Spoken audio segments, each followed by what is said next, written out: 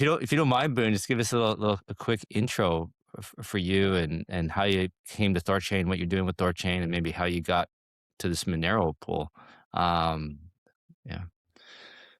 Yeah, I don't know. I've had a unusual life. I've bounced around, kind of like a jack of all trades, master of none.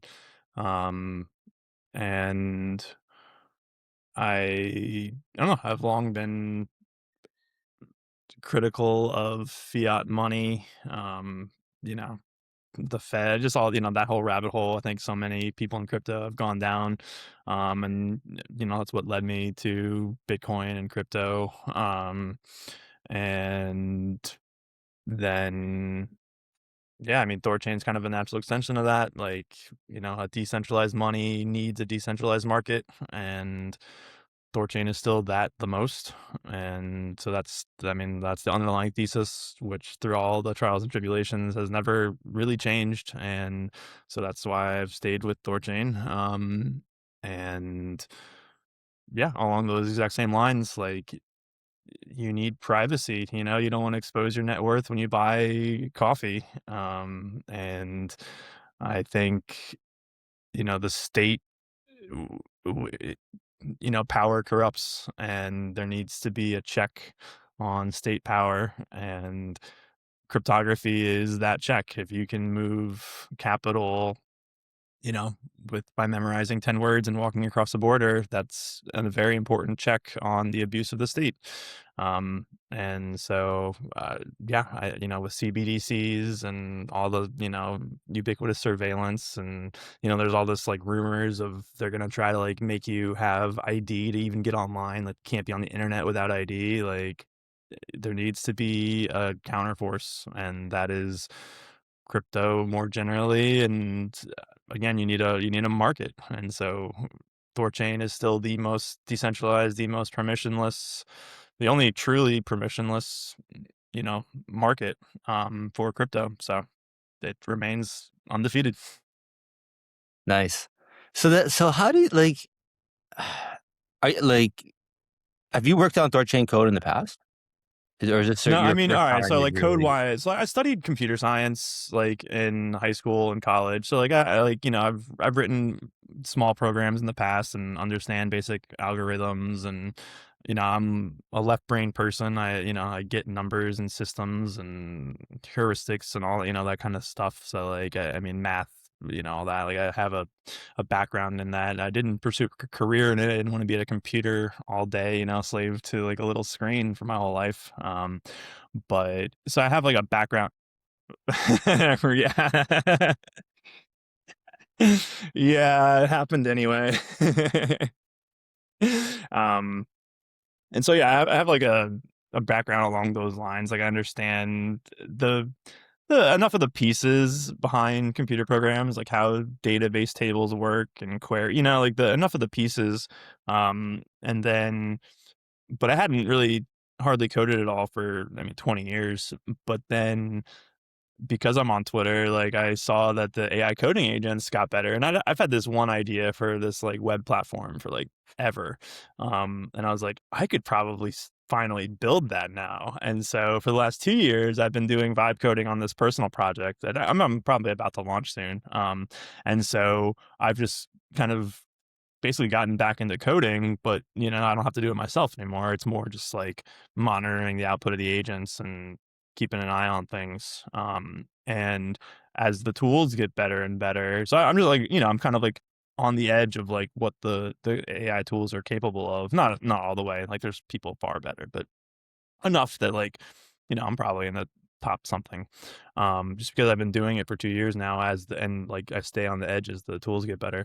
And then yeah, I was in a group chat and someone mentioned that Luke Parker, who's the author of the Sarai decks, like his Monero oxide like Rust package, which is basically like it's like a multi-sig kind of setup for Monero, passed audit back. And I'm like, well, that's, and basically we have all the pieces exist for, like a multi-sig type solution, which is all we really needed for THORChain. And so I'm like, well, I wonder if AI is good enough to just wire together, this audited package with Thornode. And so I just like might as well try. And like I was joking in our same group chat. I'm like, hold on, guys, Codex, add XMR to Monero, make no mistakes. And then I shut up for like a month, but I was actually doing it in the background. And it wasn't so simple. I had to do lots of iterations. Like it made, plenty of mistakes along the way, but that's the beauty of AI is you can just iterate really, really quickly. And like, so I just constantly churned through. It's like, no, that's not right. That's not, fix this. And then got it good enough. And then where I'm like, all right, I think it works. And then that's when I shared it. And I think Chad was kind of skeptical, but he's like, all right, well, if you knew this and this and this, then I'll like, I'll take a look. And I'm like, all right. And so I did that and that and that. And here we are. And yeah, I'm also a little surprised, but it's working. So So what is it when you say did you say the Rust code from uh-huh. Sarai was audited? hmm And, like audited by who? Do you know? Like, dude, like I keep hearing these Uh audits are like, they don't do anything. They're just it's like, like Cipher Trace, if I remember correctly. I mean, I could Google it real quick if you wanted. do you Uh, think, but like I keep hearing these audits are just like, no, I mean, yeah, I don't nice to trust them. have, but it doesn't really Yeah. catch anything. Or Well, do you think it was like a full on, no, they caught stuff, things were fixed, improved?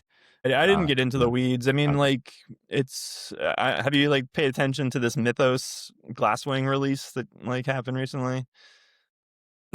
Maybe, but you tell me what You you're guys were thinking. talking about it on Thursday with Yeah. Chad, but it's just, like, Yep. Anthropic's new model that they're, like, keeping close, they're not sharing because it's, like, too dangerous because it's found all these 0 days. So it's like there's gonna be there's always bugs, right? It's just like, can you find them or not? And so, like, audits probably find some of them and then probably don't find some of them, and it's probably better to have an audit than not having an audit, but an audit doesn't guarantee that it's perfect. So, Yeah. I mean, yeah, that's kinda my take on it is, like, that, I don't know, the Resolve I don't know, there was a Resolve hack, like, a couple weeks ago, and, like, that was audited, but, like, they completely missed that there was just, like, a fully basically, like, an admin key that, like, had full permission, and they just, like, didn't flag that. I mean, so yeah, what is the value of an audit? Hard to say. Probably greater than 0. But the like, I guess what I'm trying to ask or get to is, even if it didn't have that audit, you still could have done this, right? Like the audit wasn't the limiting thing, the holding you back.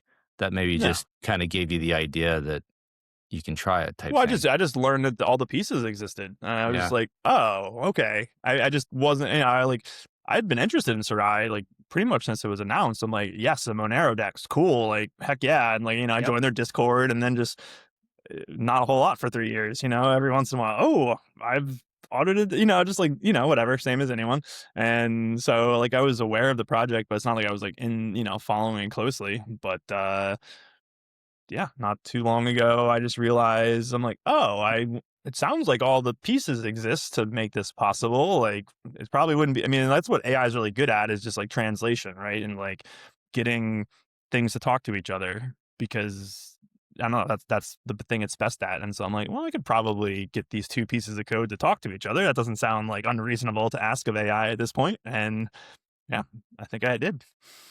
So have you been in touch with Luke Parker and Sarai? Like, are you guys? He showed up. We had a brief exchange on Twitter the other day. I don't know. I get a hard read, but I've not talked to him personally. Um, I'd be happy to. I offered, I'm like, hey, I know you have a history with THORChain, but if we could somehow make it right for you, would you, be interested to be like a consultant or something for us? And he didn't sound too interested, so which is unfortunate. I would love to bring him into the fold, especially because his code is what makes this possible. And like, Yeah, it's huge props to him. And like, huge props to thank him. him for making it open source. Like, I mean, if it wasn't open source, this wouldn't work.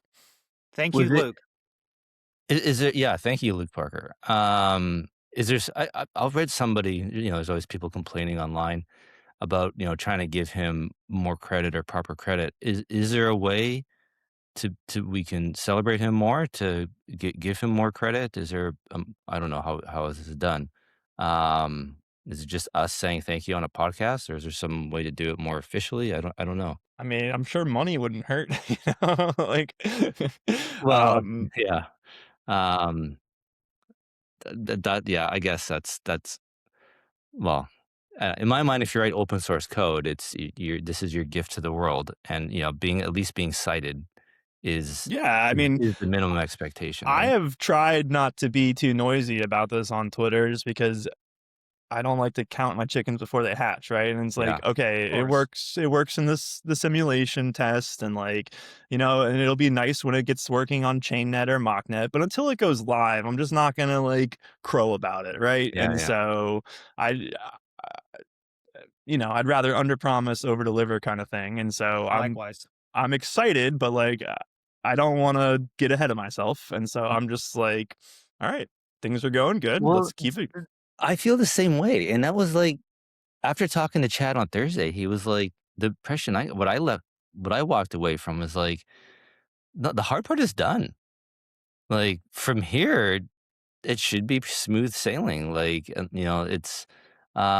was like, holy smokes, really? Like it sounds too good to be true in a sense.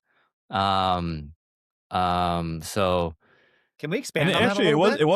it was my interaction with Luke on Twitter that like made me realize he was like, "Oh, it's morally irresponsible to not have like a Monero dev look over this code." And I was like, "Well, actually, that's not true because we're not going to be putting any user funds at risk, right? It's only going to be the THORChain treasury funds Right. and then maybe the POL eventually." So I'm like, it's actually not that immoral if we're only risking our own funds. Like we're not putting, third party funds at risk. So it's like we can afford to be a little fast and loose, as long as the treasury is willing to take that risk. And I mean, of course, we're gonna make everything as safe as possible. Not it's not saying, but Of I'm just course. saying is like, if no third party funds are at stake, then it's really not immoral to like, you know, let it roll a little bit. well, I don't think it's immoral. That's a strong word. Like Not at all. Yeah. this thing, everyone's got to like. Okay, you talked about freedom and everything earlier, Boone, and I completely agree with you. Like we're on the same page, we're on the same team, and like the whole point of being sovereign and having sovereign money is being responsible, right? Not blaming other people for things that go wrong, and like this is life. You walk out your front door and something could fall on your head. So like No, right, but like, all it, right, but the counter argument to that is like, if you're in a public building, like, you shouldn't have to be like watching if the floor is going to fall out from under you, right? Like, there should be an assumption that like if you're in a public space, that the basic pieces work, like the floor is not going to collapse under you, yeah, which is why there's but building inspections, right? if there's yeah, but if the building's still being built, if it's still under construction, if it's not finished, right? I agreed. Then, you'll walk in a bit, you be No, of careful. course. I mean, you So, can say like, hey, this is a test feature, and that's it I agree with like, you. I do. I'm a huge believer in personal responsibility, yeah, but like like if we had the Monero pool open to deposits, whatever, and people are aping in on day one and say, well, okay, slow down, guys. Like, if you want to, it's fine. That's your personal choice. But, take it like a man if it doesn't work out. Like, if the pool has been live for 5 years and stable and everything is going good, then that, to me, that's like the finished building analogy. You walk in expecting it to work. That's fair. But if something's brand new and arguably still experimental, like this or novel, like yeah, like we're on the frontier. It's just and pioneers they get arrows in their back. That's just it's life. That's the cost of being being a pioneer, man. And we're all trying to survive and be those last frontiermen without any arrows in our back. So um, I agree with yeah, you, but I just see both sides, and I guess like I don't think it's unreasonable to make a good faith best effort to like make sure the floor is good before yeah, you open your doors. Like, and yeah. I don't disagree with that. Yeah. No, no, you're right, and well, and then, yeah, to go along with that is, like, the last thing we need from THORChain's point of view is any Exactly. Yeah. kind of exploit or failure or whatever, people losing funds, like, that's just the absolute last thing we need, especially on a pool this important, right? Like, this is gonna have a lot of eyes and people talking about it. So, yeah, the last thing we want is it for it to not work, so, Um, And like, I mean, because it's going to be protocol funds or treasury funds, then you can almost think of those funds as like a bug bounty, right? And Yes. it'll help us harden the pool. Like if we miss something, then that's the price we pay. It's like yeah, we're paying by the funds we lose, and then that's how we'll harden the pool. yeah, yeah.